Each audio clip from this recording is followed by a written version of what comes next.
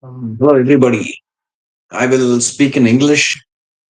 I will try to make another video in Hindi also because the subject is about Chhatrapati Shambaji. Because we have seen the whole media is talking about Chhatrapati Shambaji, and with their limited knowledge, or with their limited knowledge, of course, you can say that, including myself.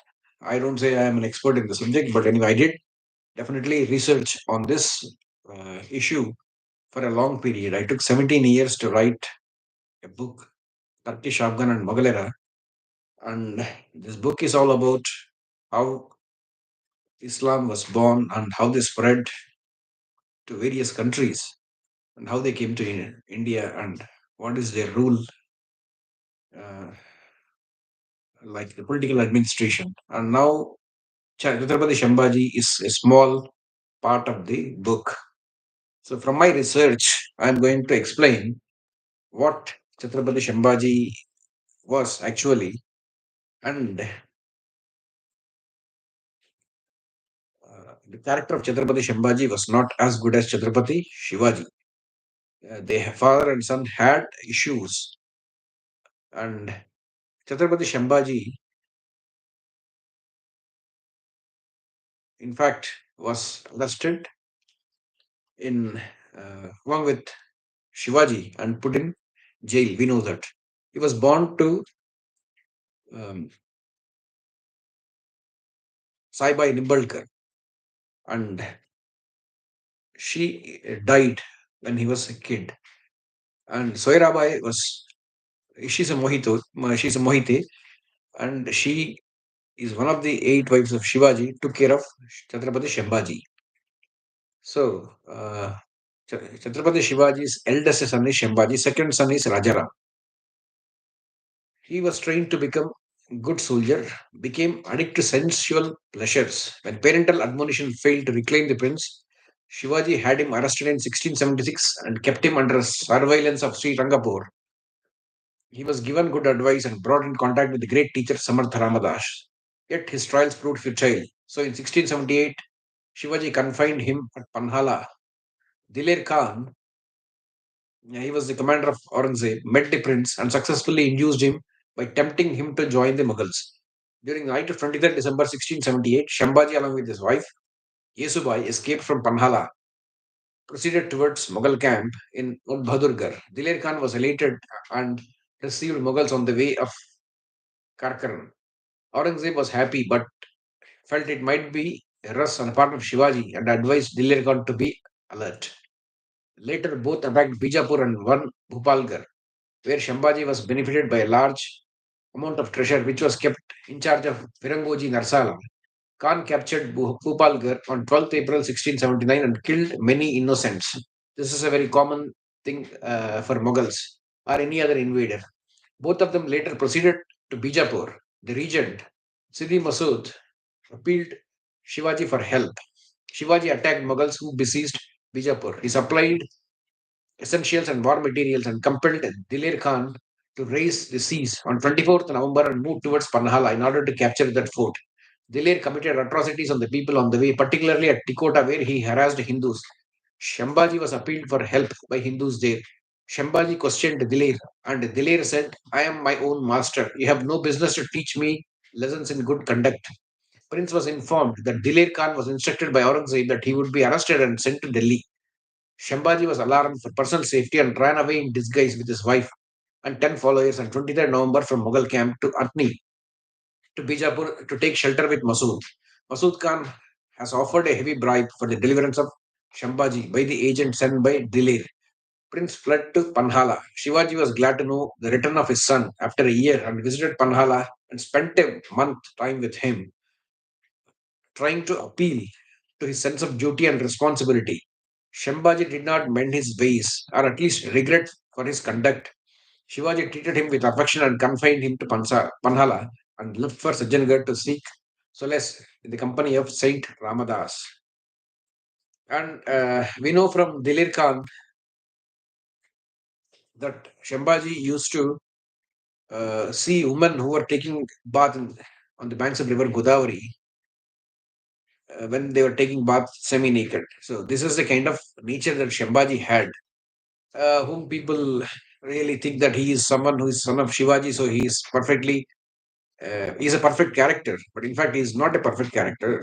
This is what the problem was with Shambhaji. So Shivaji was distressed by the behavior of his heir apparent and second son Rajaram was only boy of 10. His chief queen Soirabai Mohite was against Shambhaji and wanted Rajaram to be crowned. The ministers Morapan Pingle and Annaji Dattu were at loggerheads. So Shivaji discussed the problem with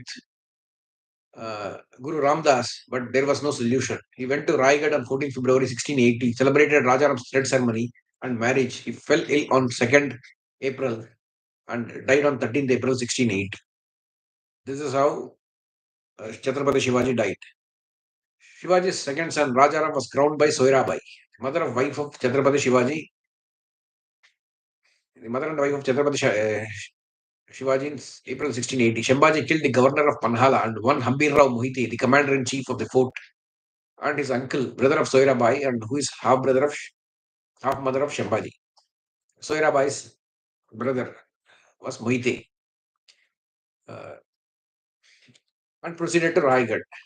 Imprisoned the new ruler and his mother Soirabai. He carried out accession on 30th July, appointed Nilo Pant, son of Morapan Pingle, as Peshwa. Peshwa is the prime minister and rewarded his followers. Formal ceremony of coronation was held on 20 January 1681. He was unpopular among people and nobles, and they tried to kill him. So he suspected many nobles and killed them, including Soirabai, who was a Mohite. Many nobles were alienated as a result of the above event. He grew distrustful of his father's faithful servants and appointed Kavi Kailash, a Brahmin from Kanuj, a scholar in Sanskrit and Hindi and a poet. Marathas hated him and dubbed him as Kalusha or polluted. He was unjustly accused of inducting vices in Shambhaji's life. As I already explained to you, because of Shambhaji's vices, Shivaji confined him in Panhala fort. Maratha prestige fell, but administration, however, dragged on due to Shivaji's brilliant reign. Even before this happened, that is, the disturbances were going on, Akbar, the fourth son of Aurangzeb, rebelled against Aurangzeb and he moved to uh, Maharashtra with the help of Durgadas Thakur of Jodhpur. See, Ajit Singh, uh, Jaswant Singh was a king of Jodhpur, and Ajit Singh was an infant boy who was born to Jaswant Singh, wife, who was from Sisodia family. So when Aurangzeb wanted to conquer Rajasthan, because Aurangzeb poisoned Jaswant Singh in Jamrud, and two posthumous sons were born. One of them died in infancy. The other one became Maharaja Ajit Singh later on. And Jodhpur, Thakur Durgadas, this is another subject, but anyway, I am going to tell it in short. So they invaded, they fought from Delhi to Rajasthan. Three times they were attacked, and 250 soldiers from Rajput cavalry fought against these 3,000 invading Mughals and they escaped to Rajasthan. And here Maharaja Ajit Singh grew, while Akbar was also one of the successful generals when he conquered Udaipur, because Udaipur Maharana Raj Singh was contemporary and also a cousin of Chhatrapati Shivaji. So he fought against Aurangzeb in Rajasthan and defeated Aurangzeb. Only successful campaign was from Akbar. The same Akbar is not the same Akbar the Great, but is Akbar, son of Aurangzeb. Other generals failed. So once he revolted against Aurangzeb, Aurangzeb is a wily person, as we already know. He's a very cunning person. So he wrote a letter to Bahawar Khan saying that because they became allies now, Rajputs have become ally of Akbar and they wanted to dethrone Aurangzeb, put him in jail, and crown Akbar as the Emperor of India. So Aurangzeb, as a willy person, he wrote a letter to Tahawar Khan saying that your family is with me, uh, and if you don't come back to me, then your family will be executed. So Tahawar escaped from the camp of Akbar and went over to uh, Mughals. And another letter was written and purposefully threw it in front of Thakur Durgadas of Marwar, uh, the custodian of the prince and the regent of Marwar. So that letter had something like this. The message was like this. It was addressed to Akbar. He was Aurangzeb says, "You have done a very good job. I commend you for doing this beautiful job of bringing all the Rajputs close to their destruction, so we can annex Marwar." And then once it was read by Rajputs, they got annoyed and they looted the camp of Akbar, and most of them deserted Akbar and they went away. Only a few adherents of Akbar remained with him. Then later on, only the Thakur Durgadas understood that Akbar was innocent, and then he took him under his shelter. He traveled all the way from Rajasthan to meet Chatrapati Shambaji, who is only king in India then who can fight Aurangzeb.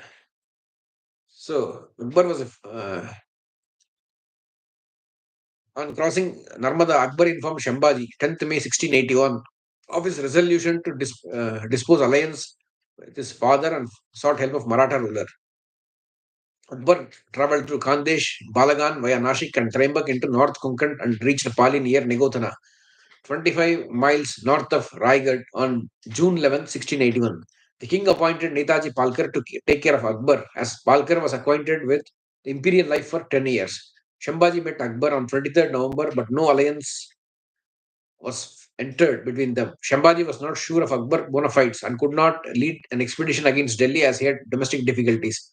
Akbar was provided with comforts, but he felt uncomfortable in unpretentious thatched building at Pali. Shambhu was ignorant of the way of life in Delhi. So in 6 years' stay, Akbar was barren. Disposal of Akbar was only on paper. Aurang's sought decisions among the followers of Akbar and Shambaji and won many with rewards and gifts.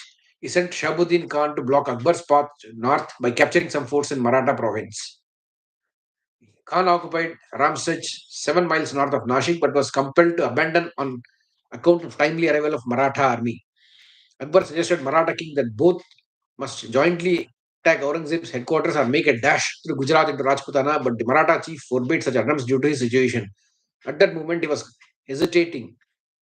Aurang won Bijapur and Golconda, 1686-1687, and later turned to Marathas. Akbar, now behind desperate help from Shambhu, embarked on a vessel at Rajapur in February 1687 and went to Persia. Here he will die in 1705 at Garamsey. During 1681 to 1683, Aurang was invaded by Siddhis of Janjira and Portuguese of Chaul to win Shambaji. Siddhis raided Maratha territory up to foot of Raigad in 1681. Shambhu avenged by invading Janjira and capturing it by inflicting heavy losses in land and sea on Siddhis.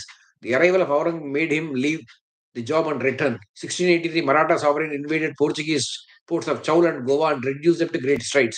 The Maratha defeated the Portuguese at Fonda and captured its stronghold. Goa too almost met the same fate, but their lady luck helped them in the form of Shah Alam, who threatened Maratha territory and compelled Shambhu to abandon the seas in November 1683. From 1684 onwards, Shambhu on defensive. Aurang sent Shahabuddin Firoz and Kamaruddin Khan, alias Chingiz Khan, the future Nizam al Mulk of Hyderabad, who is the first Nizam of Hyderabad, to conquer North Konkan and Balagan. Mughal territory was devastated by Marathas from Aurangabad to Burhanpur. Since South India had only one strong ruler, the Mughal emperor concentrated on Shambhaji. He sent Sharjah Khan, the former Bijapuri general, to invade Satara. In the battle Hambirao Moiti, the Maratha commander lost his life.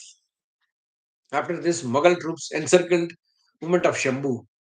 His followers started deserting one after another. Shambhu moved between Panhala and Raigad for shelter. The Shirkes, who were hostile to Shambhu, joined Mughals and defeated Kavi Kalash in November 1688 and forcing him to take shelter in Vishalgarh. Shambhu defeated Shirkes and joined Kavi Kalash. The defeated Shirkes informed the whereabouts of Shambhu and to Aurangzeb.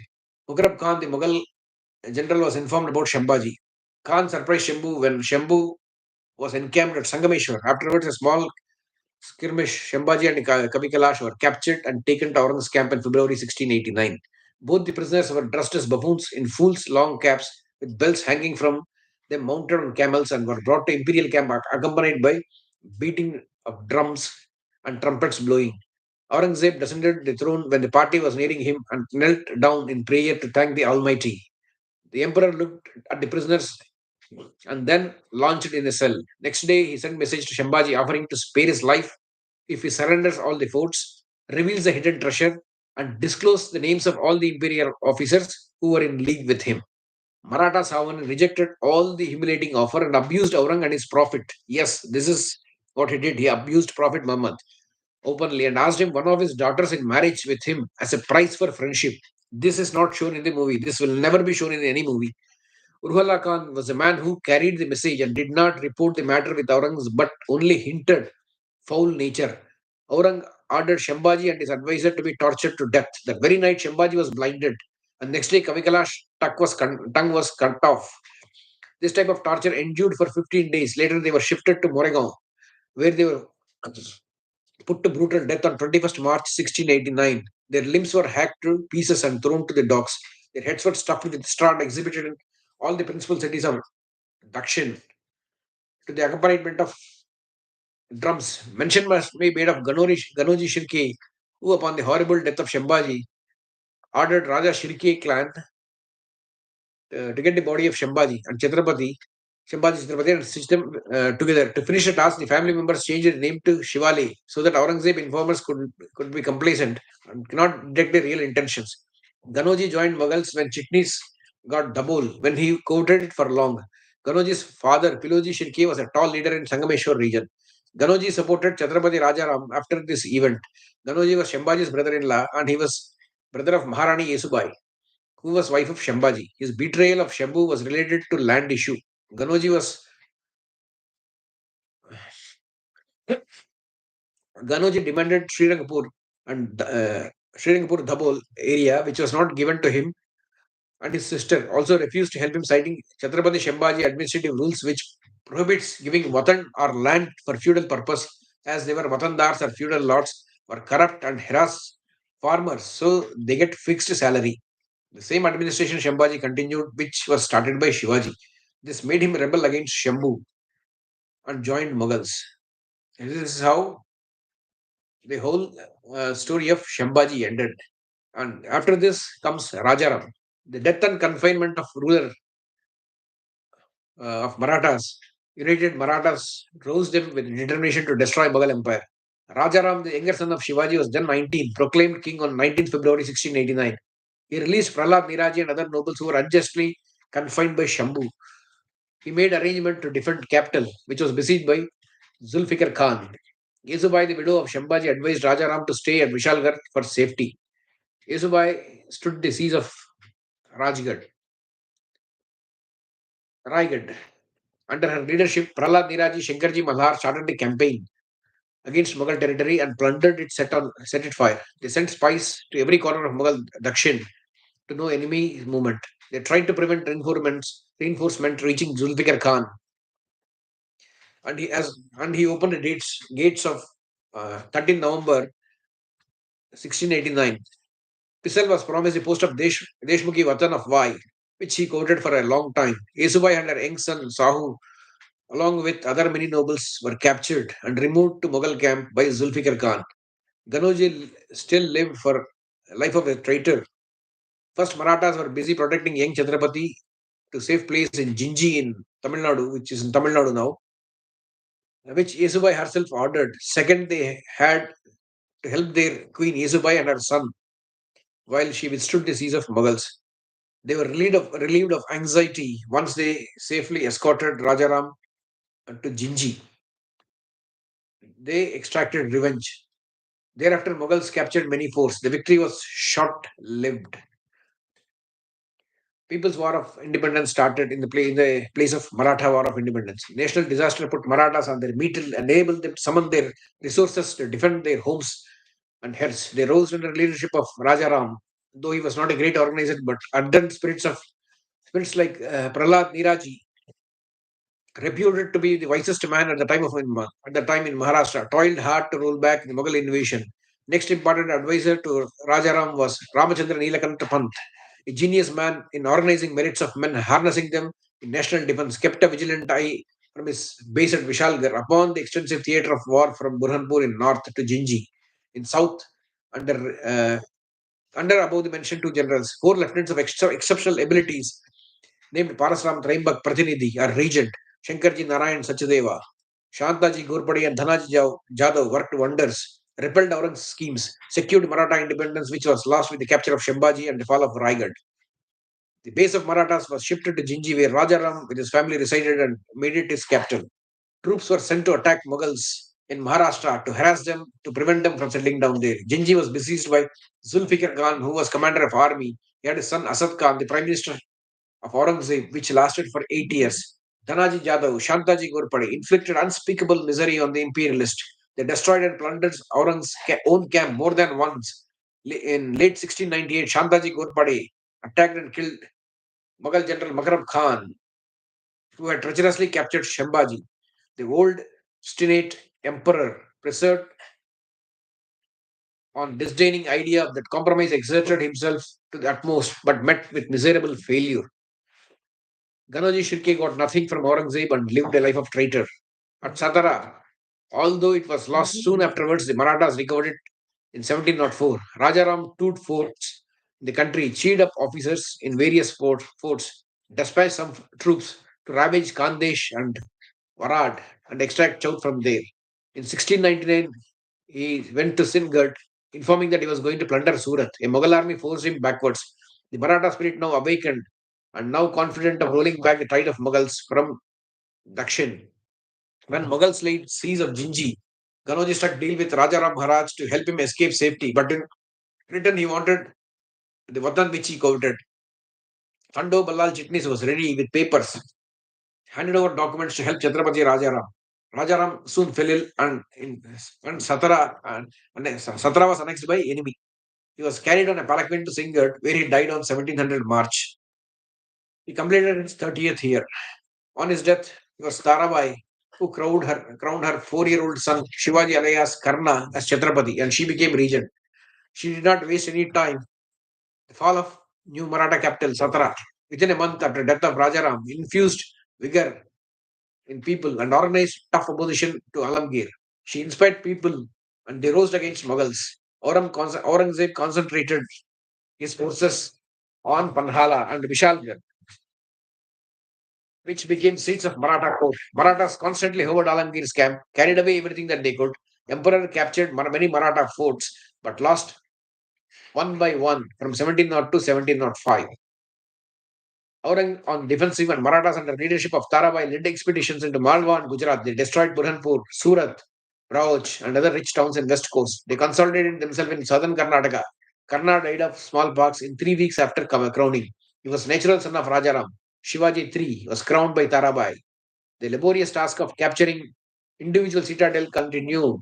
After Satara, 1700 came Parli, 1701, Panhala, 1701, Khelna, 1701, Kondana, 1703, Raigad, 1703, Torana, 1704. All except Torana were annexed into Mughal Empire, though not by power of sword, but as corruption was prevailing on both sides, some by bribes and some by army capability. That was last successful expedition was against Bered, Chief Pidiya Naik.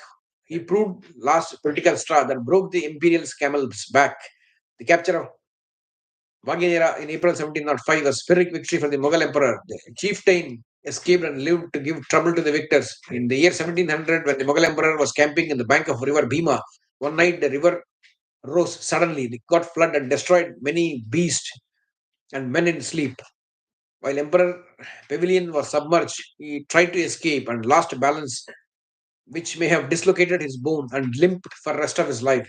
court jesters would compare him with Chagatai conqueror Mughal Taimur, whose family he belonged to was also lame.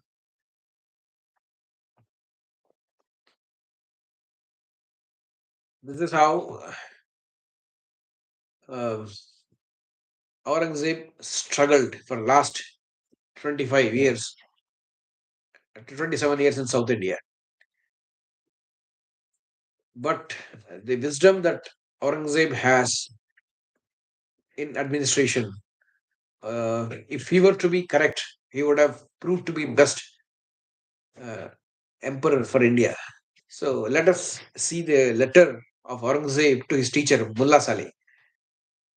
It's first printed in 1684 CE by Bernier. What is it you have, ma doctor? Can you reasonably desire? Should make one of the chief umaras of my court. Let me tell you, if you had instructed me as you should have done, nothing would be more just. For I am of this persuasion that a child well educated, instructed as much, at least obliged to his master. But where are those good documents you have given me? In the first place, you have taught me all Frangistan. Maybe they call Europe was nothing but no, not what little island of the greatest king, he of Portugal. Next to him, he of Holland. After him, he of England and other kings of those France, Andalusia. You have represented them to me as our petty Rajas, telling me that the king of Hindustan were far above them altogether, and they were true only Humayuns, Akbars, Jahangirs, Shahjahans, the fortunate ones, the greatness, the conquerors, the kings of the world, and that of Persia, Uzbek, Kachegor, Tartar, Cathay, Pegu, China, Machina did tremble at the name of the kings of Hindustan. Admirable geography. You should rather have taught me exactly to distinguish all those different states of the world and well to understand their strength, their way of fighting, their customs, religions, governments, and interests, and the pursuit of solid history to observe the rise, progress, decay, and events, how by what accidents and errors these great changes and revolutions of empires and kingdoms have happened. I have scarce learnt few the name of my grandsires, the famous founders of this empire. So far were you from having taught me history of their life, what course they took me to such great conquest. You have a mind to teach me the Arabian tongue, to read and write. I'm much obliged to you, for sooth, for having made me lose so much time upon a language that requires 10 to 12 years to attain perfection. As if son of a king should think it should be an honor for him to be grammarian or some doctor of law and other languages than those of neighbors, when he cannot well be without them. He to whom time is so precious for so many weighty things, which he ought by times to learn, as if there were any spirit that did not, with some reluctancy and even with kind of debasement, employ itself in so sad any dry and excuse, so longsome and tedious as it that of learning words. That did Aurangzeb resent the pedantic instructions of his tutor, to which he affirmed in the court. After some entertainment which he had with others, he further added the following reproof. Know you not that childhood, when governed, being a state which is ordinarily accompanied with a happy memory, is capable of thousands of good precepts and instructions, which remain deeply impressed the whole remainder of man's life and keep the mind always raised for great action. The law, prayers, and signs, may they not as well be learnt in our mother tongue as in Arabic? You told my father Shah Jahan that you would teach me philosophy. It's true, I remember very well that you have entertained me for many years with airy questions of those things that afford no satisfaction all to the mind and are of no use in humane society. Empty notions and mere fancies that have only this in them and are very hard to understand, very easy to forget, which are only capable to fire and spoil good understanding and breed an opinion that is insupportable. I still remember that you had thus amused me, I know not how long, with your fine philosophy. All I retained was a multitude of barbarous and dark words, proper to bewilder, perplex, and fire out best wits, and only invented better to cover the vanity and ignorance of men like yourself, that would make us believe you know all, and that these obscure and ambiguous words are hid great mysteries which they are alone capable to understand. If you had reasoned me with philosophy which formeth with nothing but solid reasons, if you had given me those excellent precepts and doctrines which raise the soul above the assaults of fortune and reduce her to unshakable and always equal temper, and permit her not to be lifted by prosperity nor debased by adversity, if I say you had instilled to me this kind of philosophy, I should think myself incomparably more obliged to you than Alexander to Aristotle, and believe it is my duty to recompense you otherwise than he did him. Should you not, instead of your flattery, have taught me some more of that point so important to a king, which is what the reciprocal duties are, if a sovereign to his subjects, and those of his subjects to their sovereign? And ought you not to have considered that one day I should be obliged with sport to dispute my life and the crown with my brothers? Is it not the destiny almost all the sons of Hindustan? Have you ever taken care of me? Learn what is to besiege a town or to set army in array. For these things I am obliged to others, not at all to you. Go and retire to the village whence you come from. Let nobody know who you are and what is become of you. This is a letter that Aurangzeb wrote to his teacher, Mullah Saleh. And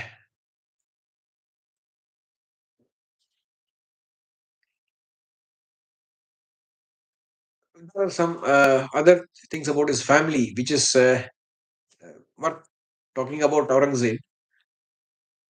Aurangzeb didn't entertain arts like his daughter, Zebu Nisa, and her sister and his sister Jahanara. They were very talented, and she wrote poetry with pen name Makhfi, which means invisible in Persian.